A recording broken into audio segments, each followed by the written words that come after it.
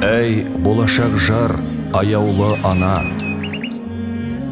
Бақыттың кілтін сұрасаң, құлақ сал. Күйеуіңнің көзінше үнемі әсем кейін.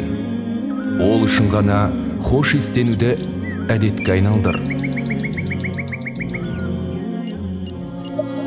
Әрдайым күйеуіңнің сүйікті тамағын дайындауға тырыс.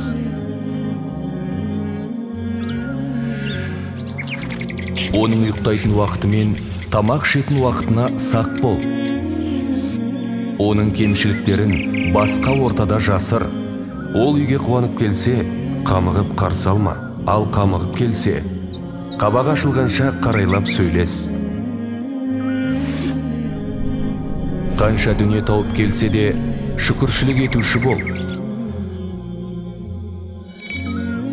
Босағаның беріктігі қанағаттан бастау болады. Үйден шықсаң, оның рұқсатын ал, немесе оған ескерт. Сенің сұлулығыңды көруге ең лайықты адам күйеуің болғандықтан, көшеде ашық киінуден өзіңді тый.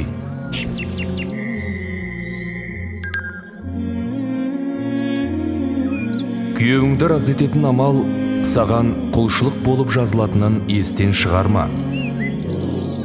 Ол сені шақырса, қазанның басында тұрсаң да бас тартпауың керек. Ол үйде жоқ кезде дүние мүлкіне аманат деп қара. Үйге қонақ шақыратын болсаң, еріңмен кеңес. Күйеуін орынсыз ренжіткен әйел, оны разы етпейінше, Алла ол әйелден разы болмайды.